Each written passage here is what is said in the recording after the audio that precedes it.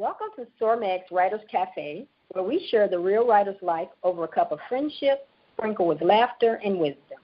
My name is LaShonda Hoffman, and I'm your host.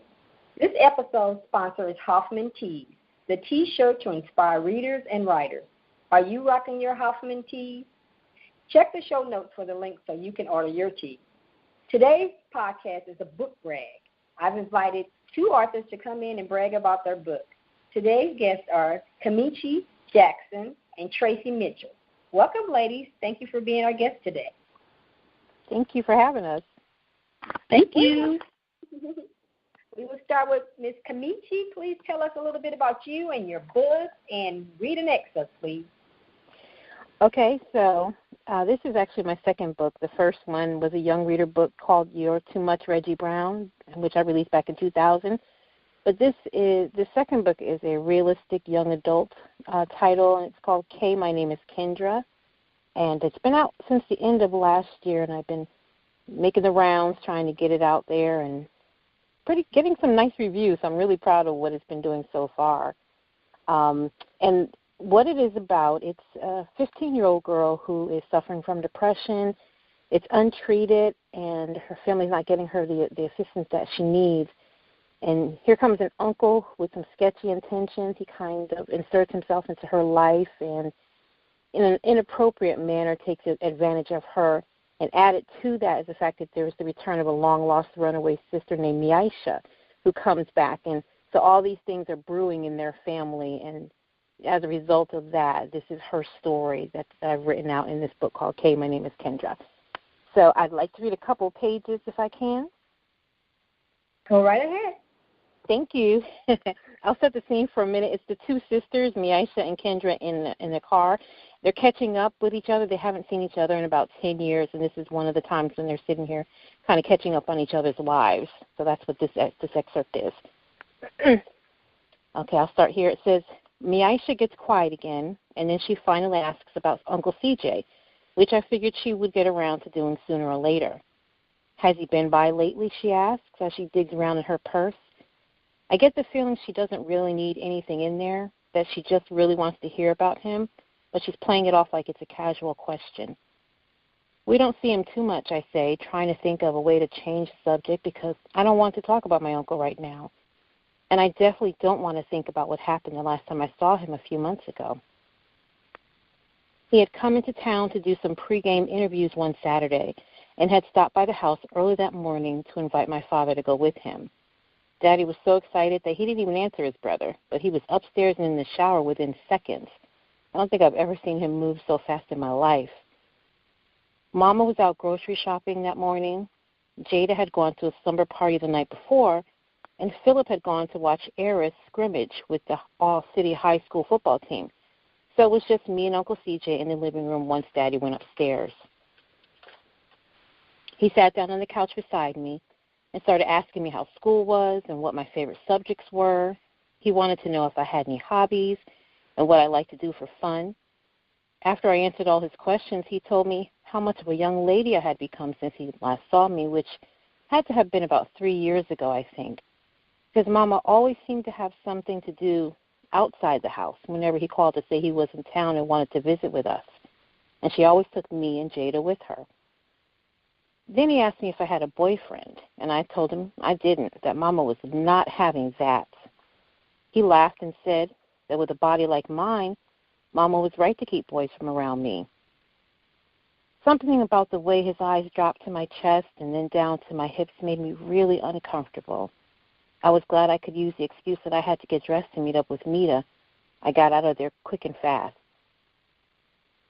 But he does come around sometimes, Miaisha presses. Every now and then, I say. I figure she must really miss him, so I promise to call her the next time he stops by. She nods and then stares off into the distance like she's lost in a memory, probably thinking about all the fun she used to have with Uncle CJ.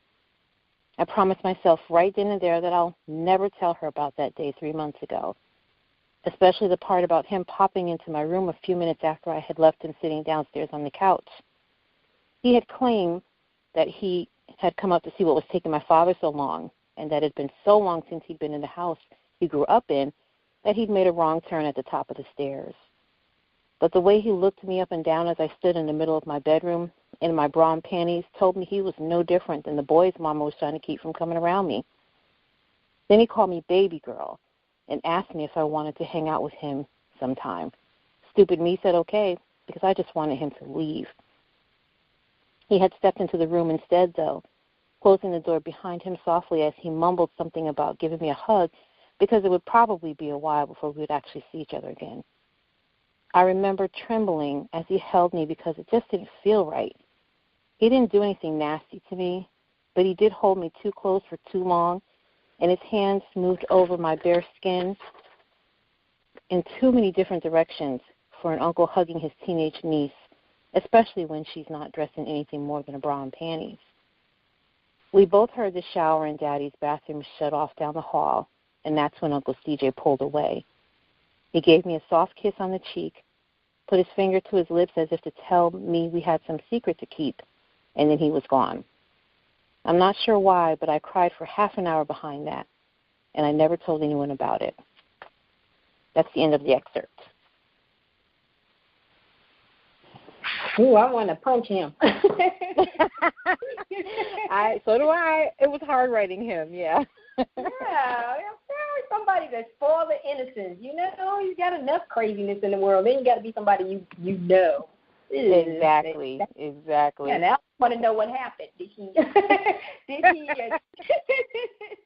You will see. Good. Oh my goodness. All right, Miss Tracy, you ready? Yes, LaShonda, I am ready. I'm kind of coming down off the last review. That was one heck of a chapter. All right.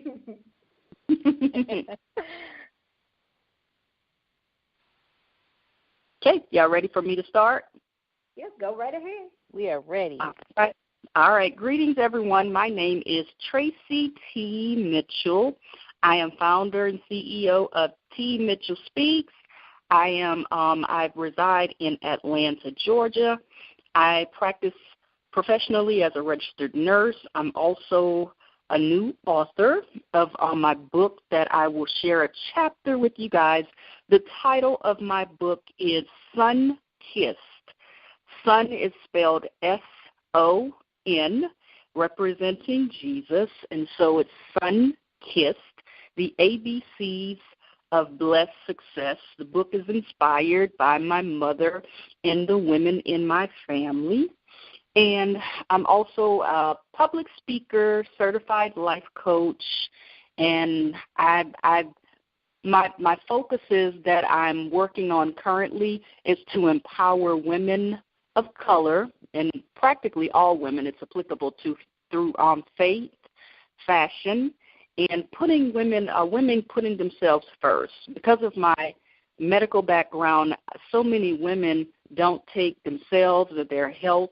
They put everyone before themselves. And so this book is pretty much a culmination of those things, but more importantly, because my mother passed away when I was 24, and I so wanted so many other women to inspire and empower me the way that my mother and other women in my family had done so, specifically more in business. However, that didn't happen, and I prayed about it, and that's when God revealed to me, you are actually the example that you seek, and I need you to write the book and to inspire others based on what you wanted, what you expected, but you didn't get, and I actually need to use you for that. So that is how Sun Kissed has come.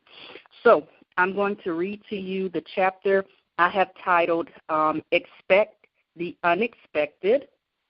It starts off with the scripture, Proverbs 3:5 and 6, says, trust in the Lord with all your heart and do not lean on your own understanding. In all your ways acknowledge him, and he will make straight your paths. And then I have two reflective questions that I have in each chapter. The first question is, what are some of the old mindsets and unrealistic expectations that you must remove to become unstoppable? And question two is, what are some of the new mindsets and lifestyle changes that you plan to adopt and embrace and tap into to become unstoppable? One of the biggest life lessons God has taught me is to expect the unexpected. Once I received that miraculous epiphany, I became a new me by challenging my old way of living, thinking, and acting by choosing what would benefit my greater purpose. Let's just say I began to have an out-the-box living experience. I now questioned and researched everything before my eyes and ears and ear gates because Western society had played a part in brainwashing and desensitizing my living experience. There were many images and messages that I had repeatedly received, which internally had made me believe that something was wrong with me. In the midst of this ongoing madness, God gave me a mother who instilled in me great values of wisdom and self-worth as a child. Long after my mother's death, I can clearly hear my mother's words, seeds planted in my head, and they carry me through when I become lost or fearful.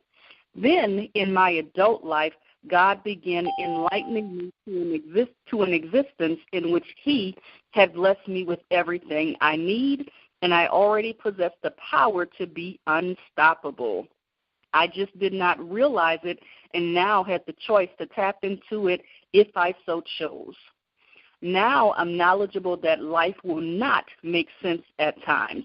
We must trust God and continue to obey when it does not make sense, and remember that He is orchestrating in our favor behind the scenes. I expected to go to college, get married, start a family, and be active in my community because that's all I was exposed to. But that didn't happen how or when I expected. Thus, I began to feel like a failure for not living up to my limited and unrealistic expectations beyond my control.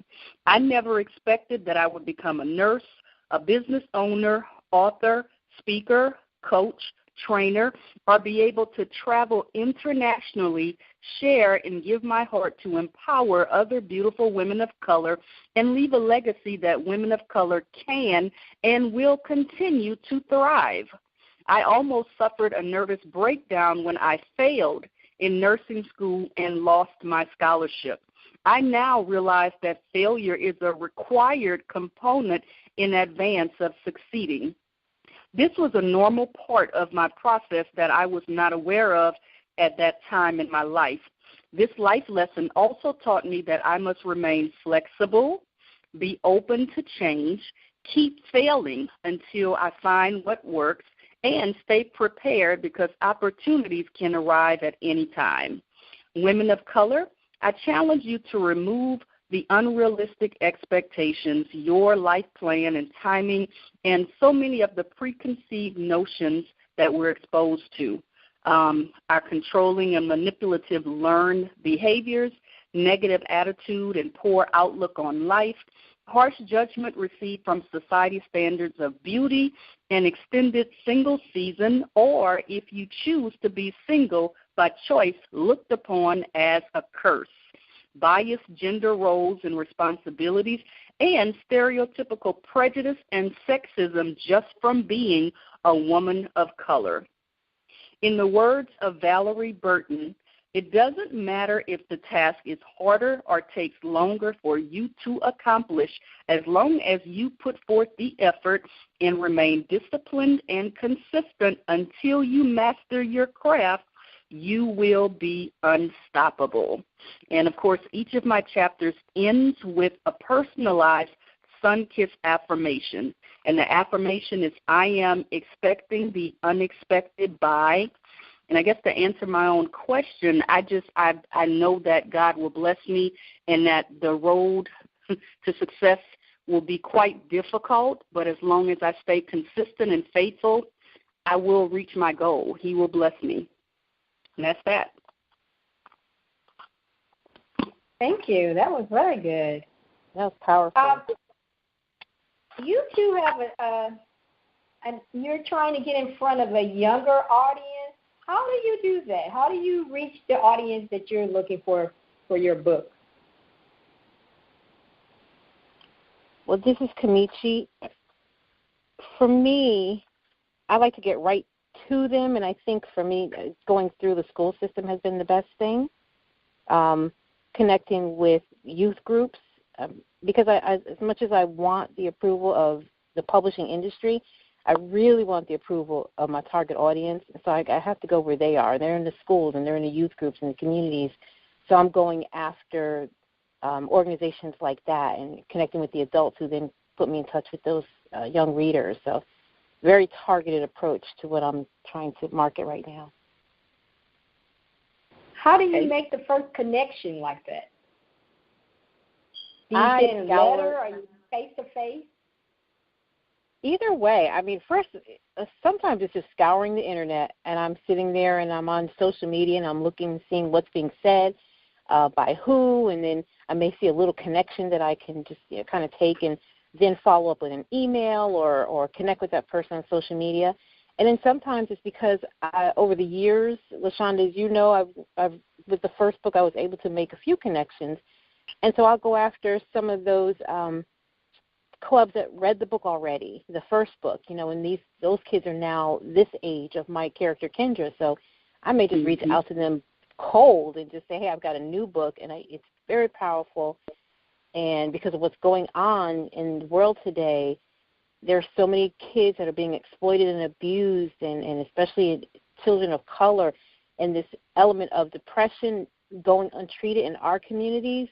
That's something that's a big deal right now. So I'll just go straight to someone, and I don't mind putting myself out and risking being told no, because this is important, so I have to do it. Okay. This is Tracy Mitchell, and to answer your first question, as far as reaching the younger audiences, I actually, my book has been more applicable to older audiences, pretty much, I would say 30 to maybe 40s, 30s to 40s. I haven't really had much of a connection with the younger audience. However, I feel that based on the fact that my book is related to women who look like me and who are experiencing and going through the same things that I'm experiencing on a regular basis. Most of these women are mothers and grandmothers, and they can relate to me. So I just feel that if I am able to empower and instill wisdom into these ladies who may not have had the experience and the influence and impact of a mother like I had growing up, if I'm able to touch their lives, then thus they will be able to plant the seeds as my mother did to touch the lives of their children, their daughters, their sisters, their relatives. And I also want to say, as far as like connecting with them, I believe it's all about branding in everything that you're doing. When I'm promoting, I attempt to make sure that there's consistency, and that when you receive me consistently, you receive the same message, and also that I have something that's impactful and that's something that will stand out and that will make you want to tune in and listen and see who I am and what I have to offer. Tracy, what is your favorite tool for promoting? At this time, my favorite tool for promoting, I have two.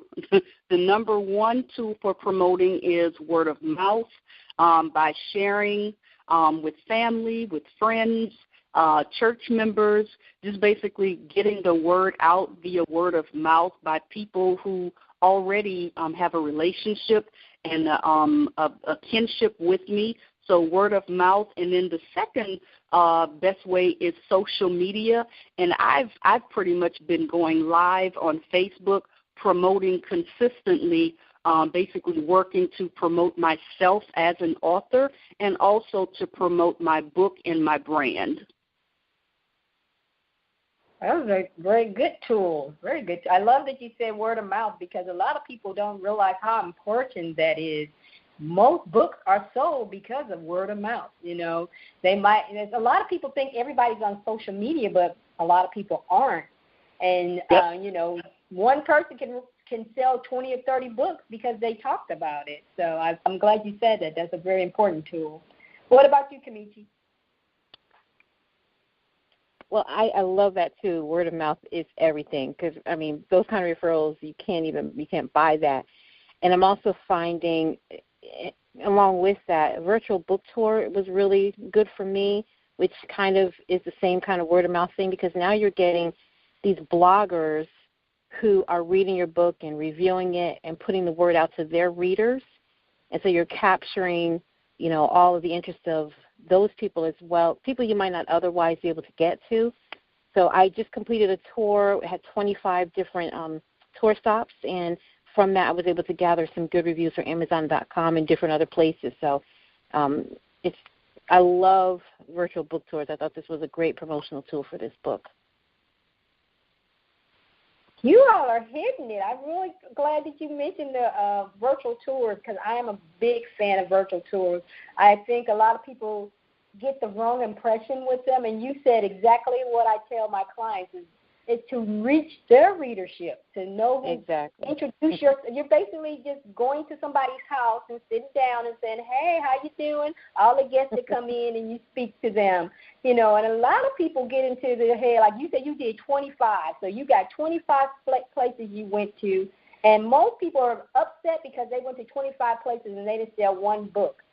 But exactly. You don't know how many books you sold because people take time to decide what book they want to read. They don't just, you know, when it comes to books, people aren't instant right then and there going to buy a book. They got to go research it. They got to see who's talking about it, you know, and so they got to get excited about it. So when you come on a blog tour, they get a little taste of what that book is about, and if they read that excerpt, they're like, oh my goodness, this sounds good, you know, and then they're gonna put it on their to-do list, or if they got some funds right then and there, then maybe they will go and buy it. Most times people are going, I'm gonna wait till Friday, then I'm gonna get all my books that I want, you know, and people sleep on blog tours, book tours, because they think that it's not a money maker, and it's not for money making. It's about building relationships and meeting new people.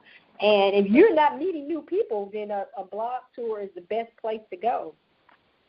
Exactly. All right, so let's get some advice out for promoting. What advice would you offer someone whose book is about to release? This is their first book. What should they do? All right. This is Tracy Mitchell. For the first book release, one of the things I would encourage is for them to establish credibility even before the book is out as far as their market and their niche area, ensuring that they are looked upon as being the subject matter expert because there are so many other competitors with books, and some of us are in the same area. And so in order for you to stand out and capture and keep someone's attention, then you have to ensure that you're able to establish credibility. Also, visibility is very important in that you have to consistently promote yourself, promote your brand, promote your book on a consistent basis. Even if you're on Facebook, you have to share. I saw somewhere where you actually have to share like almost 8 times a day. That might seem like a lot, but when you really want to promote and you're brand new, then you have to really go the extra mile to ensure that you establish a solid foundation so that when your first book comes out and when the rest of your books come out in the future, that people already have developed somewhat of a relationship. They're familiar with you. So definitely you want to consistently promote your book on social media, branding yourself, establishing credibility, visibility. Those are, I would say, the most important things as a new author. And this is Kamichi. I would love to add to what she said, which is awesome. And I want to add to that I think you need to get in. There's a mindset a new author needs to get into too. They have to be ready to put in work. They're going to be wearing a lot of hats. You're the author. You're the publicist. You're the marketing person. You're everything. So you have to be ready to put in work. you have to be ready for disappointment, because just because you got this great plan and you think you've got this great book does not mean everyone is going to respond immediately or at all the way you thought they would. So you have to brace yourself for disappointment, I think, too. And then you have to be ready to switch gears quickly if it's needed. If something's not working, just have the mindset that I have some kind of plan in the back of my mind, or better yet, written down, that I may have to switch this up a little bit, to make an impact. So just be ready for the work. And I think if you can keep at it, you'll be successful to some degree. Those were some excellent tips. Excellent.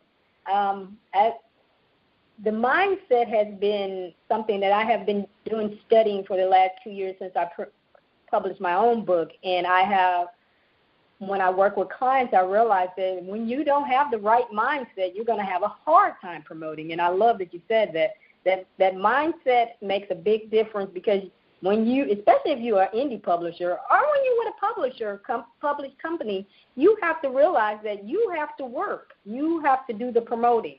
Most publishing companies aren't doing the promoting anymore. Since I've been promoting authors, they've never done it. So I don't know who told people that once you make it with the big time, they're going to help you promote your book and put you out there on a tour and do all this great stuff. And no, that's not happening. Maybe if you've got 10 or 15 books with them, but your first book is very, very rare that you're going on a book tour and they're buying all these ads in different places and things like that. Very rare. So you definitely have to be ready to see that, no, you might not make the first round of best-selling books, but that's okay. You can still get out there and work work your book and make it the next week. A lot of people, they're so disappointed with their first week of sales that, they just give up. And if you're going to be a writer for a long term, you have to know that you will have your off days and you will have those high days. And then you'll see that person next door to you having high days all the time, and you're down in the bottom of the pile. But you have to realize that this is a long-term process. So you're going to have those good days and you're going to have those bad days. So, and you have to keep a promotion mindset, because if you don't, you're going to have a hard time with selling books. Okay, I can't talk. What has been your biggest promotion challenge?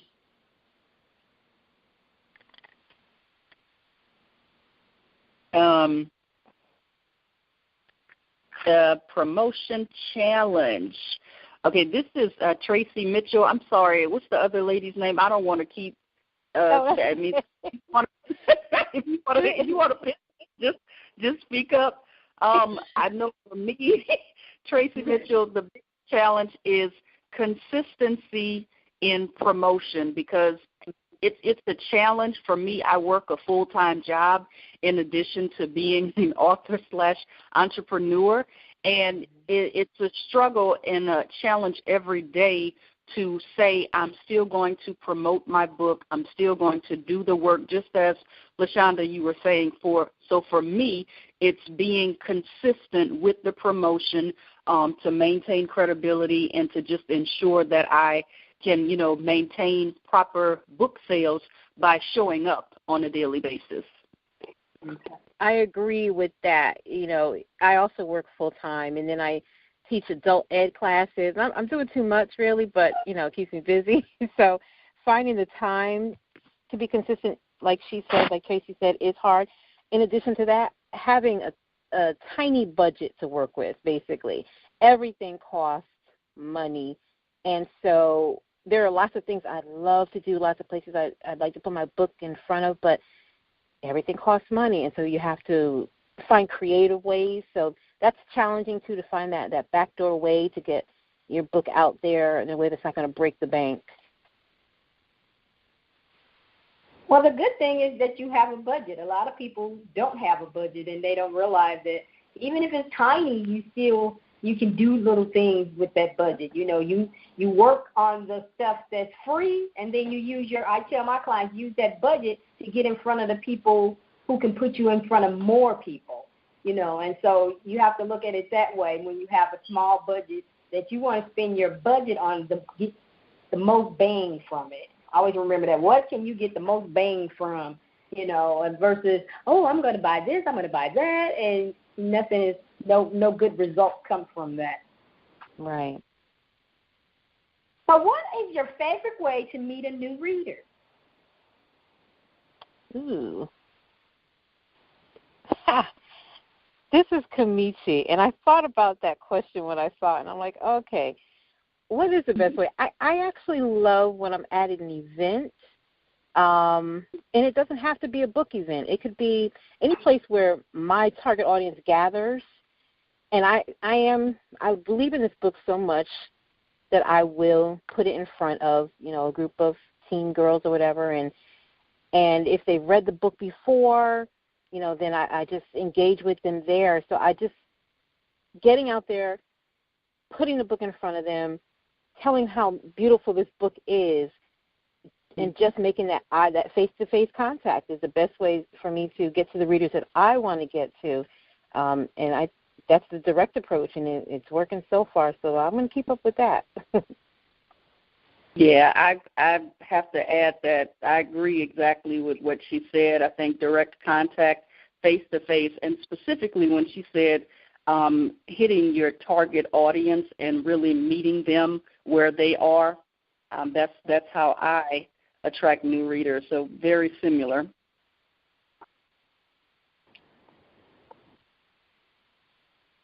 This has been very good. I've enjoyed talking to you and learning more about your book.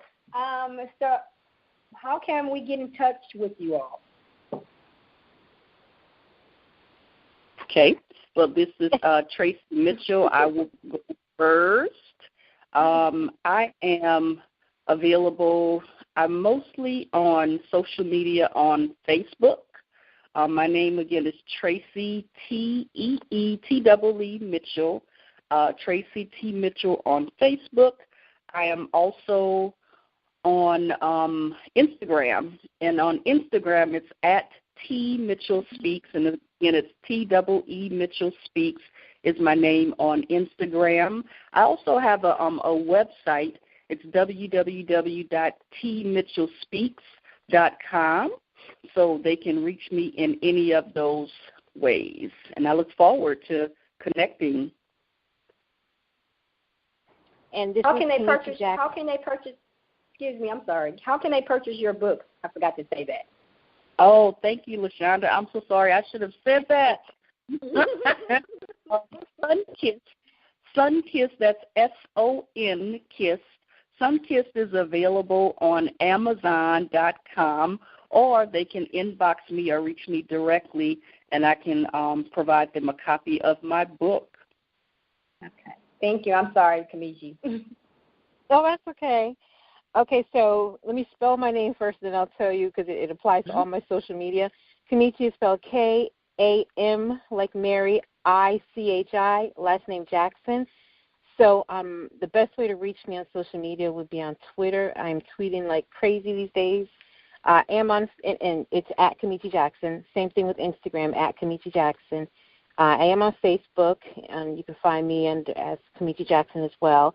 I have a website, mynameiskendra.com.